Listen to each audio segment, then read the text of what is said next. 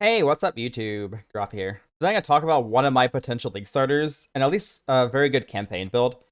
This isn't like a complete build guide. I don't really feel comfortable talking about the pass tree too much, considering it's changing a lot.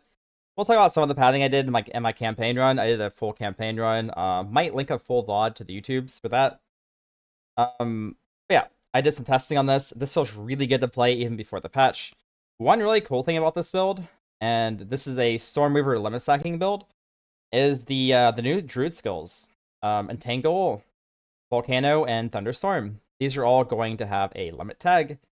So getting additional limit for those skills should be pretty interesting. And I really want to try out the new Druid stuff, to be honest with you. And I think Stormweaver Caster Druid skills could be pretty interesting. Multiplying Squall is actually going from +1 to +2 next patch as well. So Stormweaver is very interesting with that. Stormweaver is also really good for going Archmage. One core problem with going Archmage, though, is you won't be able to use Volcano. At least with the way it works, it's a channel skill, and Archmage doesn't work with channel skills. Entangle Thunderstorm, however, would work with it. So you could just do the water plant build, and that should be pretty strong. One really cool part about this setup, though, is Orbis Storms and Fusillade is already really, really good. I did a test run with this, and I would say it's probably the best elemental campaign build that I've played, at least, like, caster-wise. I think ED Contagion is still stronger, especially with Bone Storm for a single target. But this build was amazing in the campaign. It felt really good to play, and it had good single target. Did some Living Lightning tech with Orbis Storms. This is also getting buffed next patch. This is like a minion, basically, that helps with stragglers. It does a lot of damage early on. And you might drop it later, especially once you start going into like maps and stuff. But this helped a lot in the campaign, and it was kind of nice, actually. I'll show you guys some footage of the Living Lightning kind of popping up a bit. Yeah, overall, this is just an idea, because they are chaining the pass tree quite a bit. And we don't really know the full Druid Ascendancy yet. So I'm also not quite sure how this would play out as a Druid instead. That's an option though, like maybe Oracle or Shaman. Shaman looks like it's gonna be like a Rage type of build. You get damage from Rage for spells. And it's like some sort of hybrid thing. That might be the way to go for Volcano, especially because Volcano does not scale to Archmage. And I'm a little concerned about the endgame scaling if you don't have another way to scale it other than just plus gem levels. So it might be Archmage would be really good with like Entangled Thunderstorms maybe, and that could be really good for Stormweaver, and maybe play Volcano on like the new Shaman or Oracle. Hard to say, kind of just guessing at this point. But yeah, pretty much the idea is you get the additional limit on the tree, you get the additional limit on Stormweaver, and we play limit skills. Throughout the early game, you just rush all the damage nodes. I mean, I'm sure a lot of this will change, but the general idea is percent damage is good early on, and exposure effect is really good.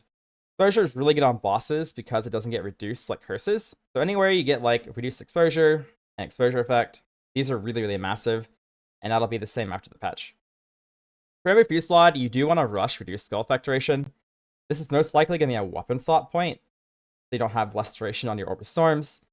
So you do Ember Fusillade with reduced skill effect duration. You could also go for like fire damage zones on your Ember Fusillade and lightning on the Orbis Storms.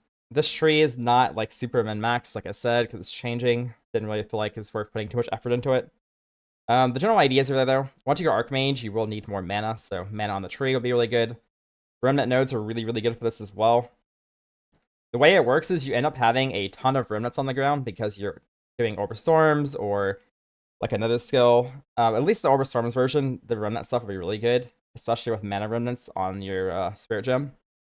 And you'll want to go Archmage eventually if you are doing the Entangle and the Thunderstorm spells, probably. That's what I think how it would be. I'm obviously going to league start something similar to this, and you guys can follow along. But yeah, that's the general idea of the build, and yeah, this build was really amazing in the campaign. Like, even if the new spells aren't particularly good, this particular version will be really good endgame as well, because you can switch from Ember Fusillade to Arc or Spark. Spark, Arc, and Orbis Storms limit stacking will be very strong.